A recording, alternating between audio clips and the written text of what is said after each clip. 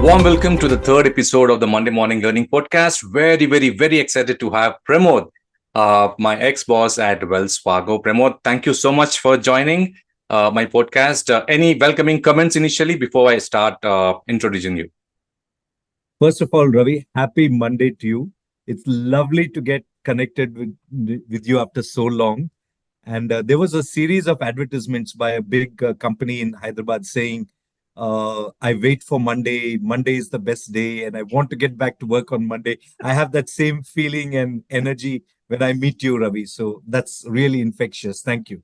Great. Thank you. Thank you so much, Pramod. So for the audience, let me quickly go through a small introduction of Pramod. Pramod and Humour are not two different names, say all my colleagues. His storytelling ability and the natural flair of connecting with people have endeared him to many people. So coming back, Pramod comes with more than 2 decades of experience in human resource management, the area of expertise being learning and leadership development, strategic human resources management, and organization development. Is a fantastic leader who nurtures his teams and gives them space to make mistakes and grow. Pramod is a certified global professional in human resources from HRCI, has done his Bachelor of Arts at Madras Christian College and a post-graduation in personal management human resources. In the past, he's worked for the Tata, Satyam, Thales, Wells Fargo, and HSBC. And one of the compliments I read on LinkedIn about Pramod, let me just start off with that, and then maybe we can start with the questions. I'll not name as to who has given you the compliment. Yeah. Pramod's innate ability to empathize with employees helps the organization in several management goals such as staff retention, motivation, and two-way communication. He is an asset to an organization in building up great teams, according to a senior consulting professional who recommends Pramod highly. So that's your introduction, Pramod. That was a great introduction, Ravi. Everything was true, but if I have to be honest, I have to say a little water has flown under the bridge, and it's now almost 30 years experience. But please don't calculate my age. Yeah, but I still feel very young, so no problem. Excellent, Pramod. So there are 4 themes, Pramod, that the podcast is going to be about. First, we'll look at your insights for young L&D professionals and or people who are doing their management degrees in human resources. We're going to start a couple of questions on that. We look at future of learning. We look at layoffs. It's a period of layoffs across the world. How do we be prepared for layoffs is the third theme. And the last, we look at who are the people, the leaders who have actually influenced you professionally and personally. So these are the 4 themes that we're going to talk through this particular podcast, Pramod. So there you go. The first question to you will be, what are the top 3 corporate lessons which helped you thrive in your career, which you want to share with a young learning and development professional? Well, that's a great question to start off, Ravi. I have so many, I don't know whether I'll count whether it's 1, 2, or 3, but firstly, learning is indispensable to growth. Yeah. So the moment you stop learning, you sink. Right. I once had a very dangerous race with my son, who had just grown stronger than me. Okay. And on a long escalator in O'Hare Airport, we had a race. I was going on an upward moving escalator. He was moving up on a downward moving escalator, and he beat me. And I asked him, how can you move so fast on a downward moving escalator? Right. And he said this. And he said it in his innocent, juvenile manner. But I got a great lesson from it, which I want to pass on to you. Sure. He said, the moment you stop moving upwards, Right. you're actually moving downwards. You're not stationary. Absolutely. And I think that's how it is with growth in corporates. You have to continuously keep learning. You need humility. Learning does require a lot of humility. Yeah. You need to be always up to date. Your network should be fantastic. Right. And you should never go into work with an attitude saying, I know it all and I need to only impart. It should be more, I need to learn more than I impart. And I think that has stood me in great stead. Great, Pramod. Great insight. I think such a little guy, I think he's got your blood completely. I mean, at this point of time, after 3 decades, you're giving us insight, but he's giving you insight, I think, when he was 5 or 6, Yeah, he didn't mean to give an insight. I think it's my wisdom that gleaned an insight from that. Yeah, but it was true. It was a very good insight. Excellent, Pramod. Leading that to the next one, Pramod, young L&D professionals across the board, they want to keep themselves updated. There's not much time. And you know it. I mean, we all know it. At office, 10 hours, 12 hours is normal. Weekend is pretty busy with a lot of work. How should we actually keep ourselves updated? I mean, is it through the certifications route, or is it what is your advice on young professionals to keep themselves updated as per the industry, Pramod? Yeah. Firstly, Ravi, when you mention young L&D professionals, those two would never go together in the past. Ah, When I came into L&D, it was your one of the prerequisites is that you should have gray hair. ah, Only then you can give gyan to people. But now it's possible. So that's a very encouraging thing for young. You can. We have hired fresh people from the college right. straight into L&D teams, Great. and that's possible. Right. And they stand with so much confidence in front of people, and they teach. I think you should have that confidence. You have a lot to offer. A Absolutely. very a retired CEO once told me, he said, our culture should change. We should learn to touch the feet of these young professionals. And I gawked at him a little, I mean, incredulously. I was thinking, how can that be? He said, because they have the ability to learn, they have the confidence, they have that do it all, I can do attitude, which is great. Yeah. But coming more specifically to your questions, yes, there are certifications. You Mm, mentioned one institute in my introduction, yeah. but then the ATD, and there are many certifications you can look for it, especially in instructional design. There's some fantastic Right. certifications available. Yeah. But more important than that, you Mm, got to be a role model learner yourself. right. And it took me a long time in my career to try cross-disciplinary learning. Mm, And that mm, is the mantra. So there should never be a field which you say, no, that's not my forte. right. And that thought should never come into you. You just gobble up learning. Now everything is available at your fingertips. Knowledge is available. So you should be a chronic learner and an inveterate teacher. Yeah. And you'll hit the right formula if you do that. That's my advice to young professionals. Thank you, Pramod. I mean, you are a great storyteller, Pramod. I mean, I've seen you, I've sat through your sessions as such. When you start narrating a story, we could actually visualize what exactly you're trying to say. So my question is on how do we imbibe and how do we develop this storytelling ability and the impact it has on training and development, Pramod? Oh, thank you. Well, that is a session that I'll take to you for a consultancy fee, Ravi, on storytelling.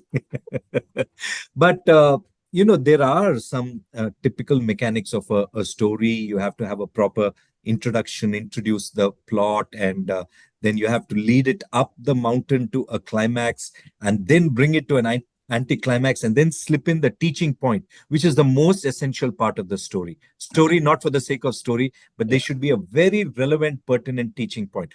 Those Mm, are the essentials of storytelling. But yeah. the most important thing is, you should have that ability to look into very innocuous Mm, incidents that mm, happen. You should have an eye for looking at interesting things that are going on around you, mm, and weave the stories out of that. right. And you should have the attitude of willing to share your life.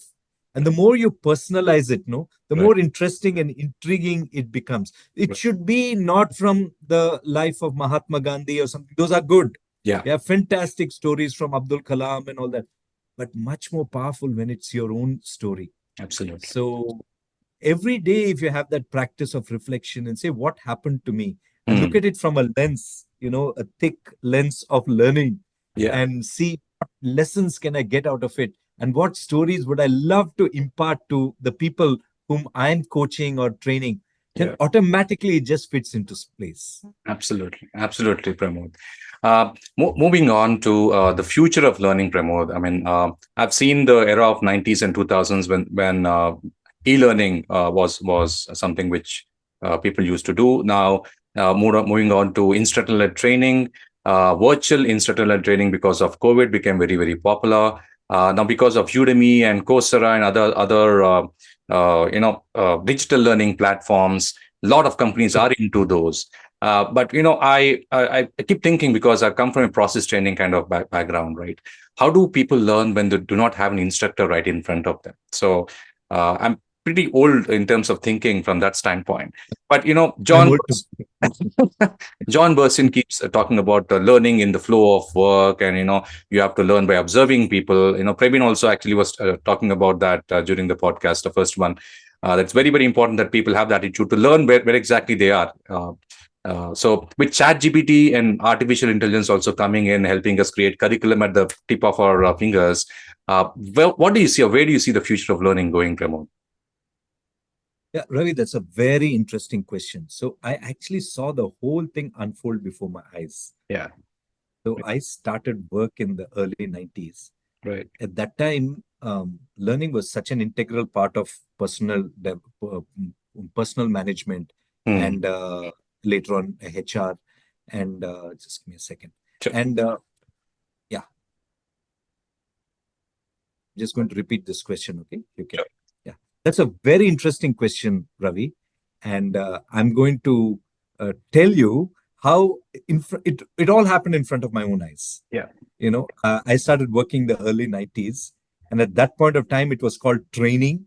We Hmm. ditched that word later, and we said Hmm. learning is more intuitive and it is Hmm. more respect. Yeah. Training is telling, learning is participating and co-curating and learning together. Yeah. But I saw the whole shift before my eyes when Hmm. it was all about classrooms or training rooms or textbooks Yeah. or manuals, Yeah. moving into what it is now, which Hmm. is personalized learning, which is happening in a big way. We have the means, the technology to personalize the learning, which does not need an instructor. There Yeah. is an instructor somewhere down the value chain, Right. but it's not be right in front of the person. And Yeah. then the virtual and augmented reality, that's something that's going to move big time in the future. Right. The virtual, imagine Hmm. that you can perform an operation virtually, Wow. and you can practice virtually without having to actually mess around with a patient. You can practice with the VR tools. Yeah. You can. That's a great thing. It would have been such a boon to Hmm. generations of medical professionals, but now they have it. Absolutely. Imagine you can sit at your desk and learn how to fly a plane Hmm. without buying an expensive jumbo jet. You Yeah. know, you have all those virtual reality tools, and that's definitely the future of learning. But Yeah. there's also gamification, Hmm. game-based learning is Hmm. huge.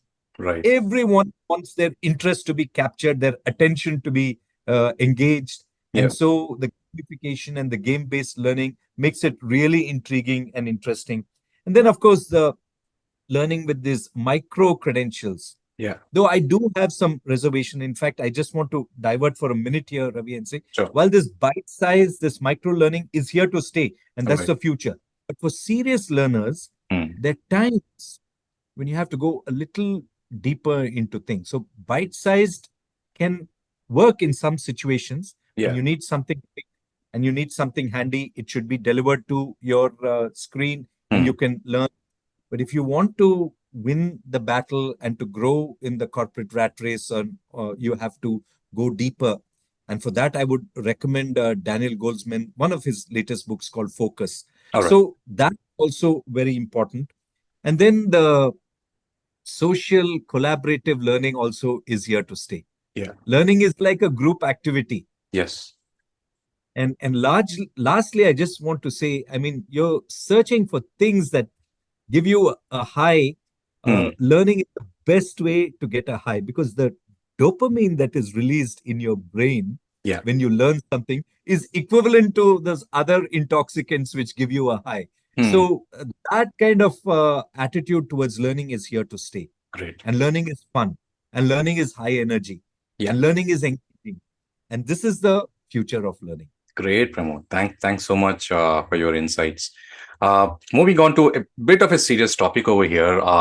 We have seen post-COVID, and it happened even before, but post-COVID, we've seen a lot of people being laid off across the world. I cannot name companies, but the larger ones as well are being laying off even now. Uh, how does one prepare for a layoff, especially people who are already working but they have this thinking that, okay, my job is safe, my last rating was pretty good, my manager is happy, and they're actually thinking like that, and suddenly it happens to them. uh, what would be your advice to professionals who are working? That's question number one. How should be they preparing for a layoff, Pramod? Thank you, Ravi. That's a great question. I myself have been affected by that in my career more than once, Right. maybe twice. Okay, Mm. so it hits home very personally. Yeah. The first thing is, if you are a chronic learner, as I mentioned before, Yeah.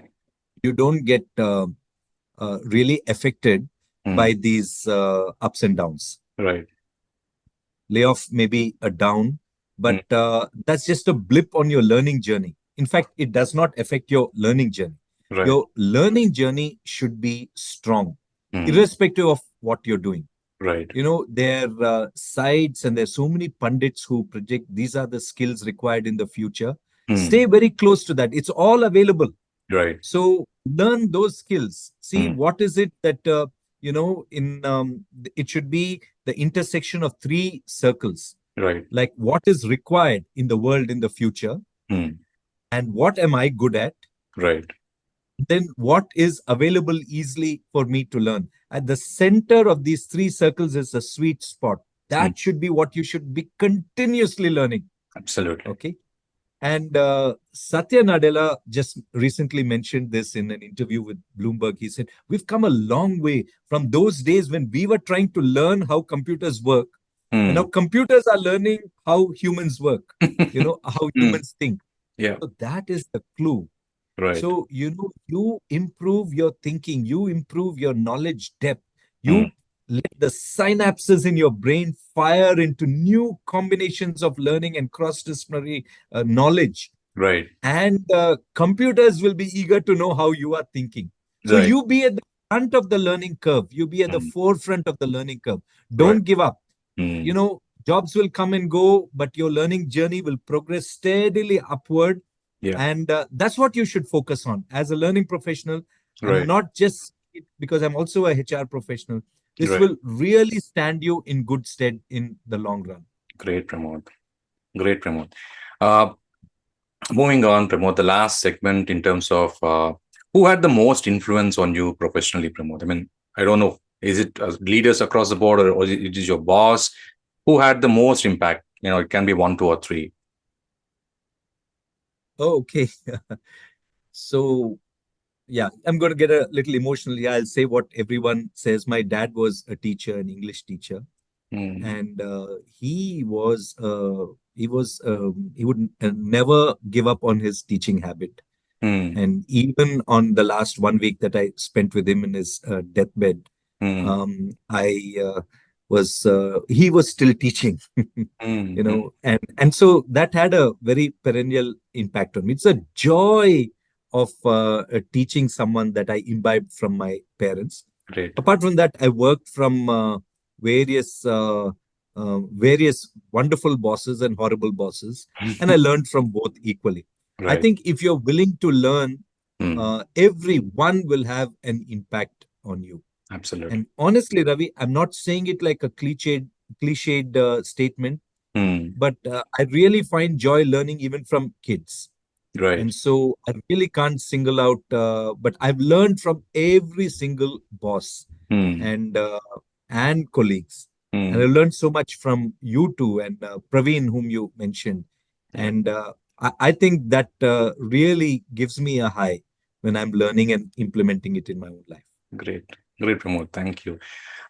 Is there a link between humor and learning, Pramod? I mean, I know you use humor a lot during your sessions as such, and what's the kind of impact? I mean, when you do training for senior professionals, right, and there are very serious faces that are looking at 20 serious faces looking at you, and then I've seen in that situation where you lighten the entire session by cracking a joke, and every time you crack a joke, now people laugh. It's Yeah. not that they'll think, why is he cracking? I can see that you can relate to that, and maybe it's come over a period of time. But what's the importance of humor in learning? That's the question. So I think it's very important because it comes under the umbrella of learning is fun. Right. So people should have fun. They should relax. But Right. I've learned one lesson, and I've learned it the hard way, Ravi. Mm.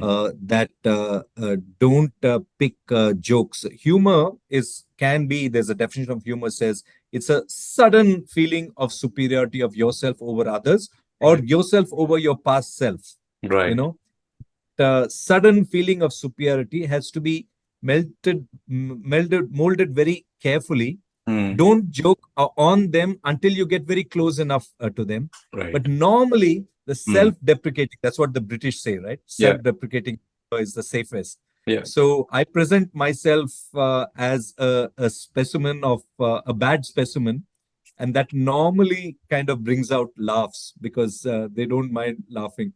Could be about my lack of hair or my lack of knowledge, ranging from the physical to the intellectual. You put yourself as a specimen in front of them, and let yourself be vulnerable, and Yeah. they'll immediately warm up to you. Humor can also make a connection Yeah. between you both. So I use humor a lot, and it's almost, I feel that stand-up comedians will make great trainers. Ah, And yes. I think so.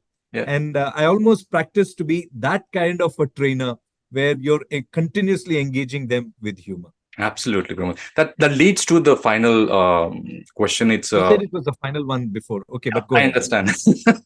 I mean, when I was listening to you, I was thinking recently, and not recently, 4 or 5 years back, I saw a video, fantastic video. And yesterday, when you called, I was showing it to my mother and sister, and they were also watching it. They were laughing. And suddenly you called. So my mom was saying, "Oh, is the person who was speaking, is he called?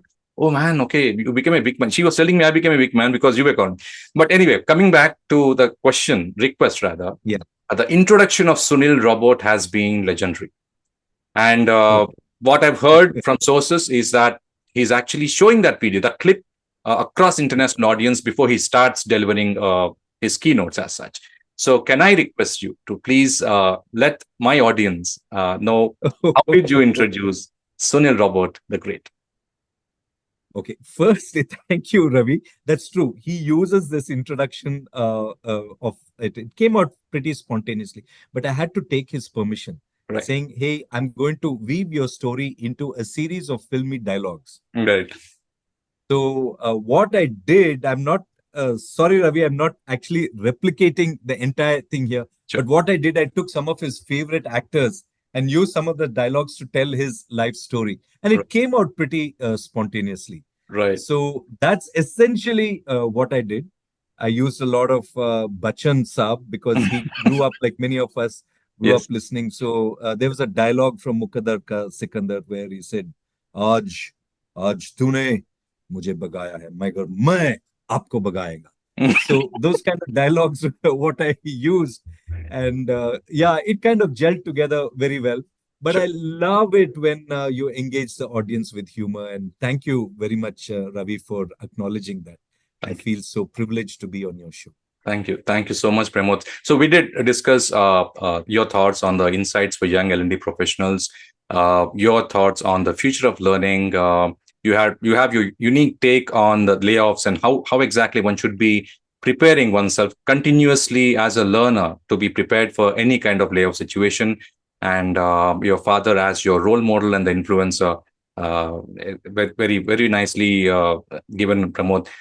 Thank you so much for coming over, your precious time. I mean, I know your consulting fees is pretty high per hour, and you're doing it. No, it's not. It's not. But thank you so much, Pramod. I mean, lovely insights, and this should be up next Monday. And I'll be looking forward to a lot of comments on LinkedIn and other social media when I put up this podcast, Pramod. Thank you so much for your time. Thank you, Ravi. It was great being with you. Great, Pramod. Thank you.